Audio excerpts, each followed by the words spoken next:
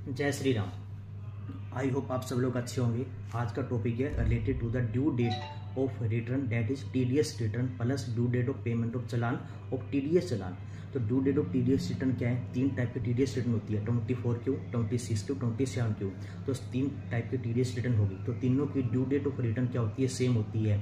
ठीक है, तो रिटर्न जाती है अपनी क्वार्टर वाइज। तो आपको साल में 4 रिटर्न सबमिट करनी पड़ेगी। ठीक है, जब भी क्वार्टर खत्म होगा उसके अगले महीने की जो बिल्कुल लास्ट डेट है वो आपकी क्या होगी? ड्यू डेट होगी। तो फर्स्ट क्वार्टर अप्रैल मई जून, तो अगला महीना हुआ जुलाई, उसका लास्ट डेट पे आ जाए 31 जुलाई, तो ड्यू डेट हो जाएगी 31 जुलाई। सेकंड अपना हुआ जुलाई अगस्त सितंबर, उसकी ड्यू डेट हो जाएगी 31 अक्टूबर। थर्ड क्वार्टर अक्टूबर से दिसंबर का होगा, उसकी ड्यू डेट होगी 31 जनवरी। फोर्थ क्वार्टर होगा जनवरी टू मार्च, उसकी ड्यू डेट आपकी 30 अप्रैल नहीं होगी, उसकी होगी 31 मई, क्योंकि लास्ट पे गवर्नमेंट ने एक महीना ज़्यादा आपको दिया हुआ है, क्योंकि उस पर बैलेंस शीट भी क्लोज होती है। ठीक है, R13B की डेट तो हर महीने सेम रहती है। ठीक है, तो गवर्नमेंट ने थोड़ा प्रेशराइज, आपको प्रेशर ना करें, आपको ऊपर प्रेशर कम हो जाए, इसलिए गवर्नमेंट ने एक महीना टाइम आपको एक्स्ट्रा दिया है। ठीक है, तो ड्यू डेट आपकी क्या रहेगी? जब भी क्वार्टर खत्म हुआ अगले महीने की 31 तारीख हो जाएगी, एक्सेप्ट फोर्थ क्वार्टर। तो साल में आपको 4 रिटर्न सबमिट करनी पड़ेगी, तो 3 TDS की रिटर्न होगी, तो टोटल आपके ऊपर 12 रिटर्न एप्लीकेबल हो जाएगी। ठीक है, लास्ट क्वार्टर की डेट 30 अप्रैल की जगह क्या होगी? 31 मई। आप आते हैं due date of payment of challan.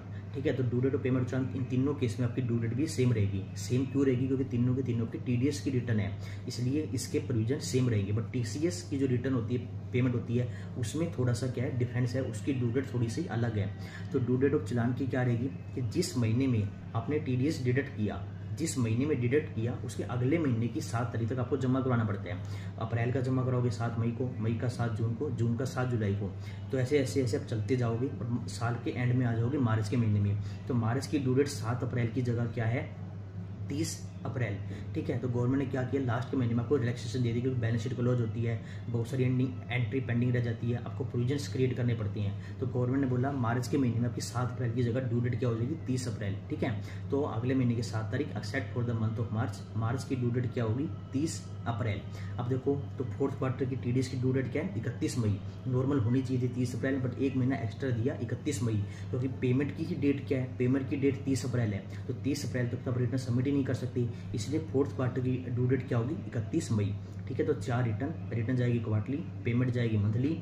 Fourth quarter और मार्च के महीने में आपको याद रखना है ड्यू डेट 31 मई होगी instead of 30 April. And due date of payment क्या होगी? 30 अप्रैल इंस्टीड ऑफ 7 अप्रैल।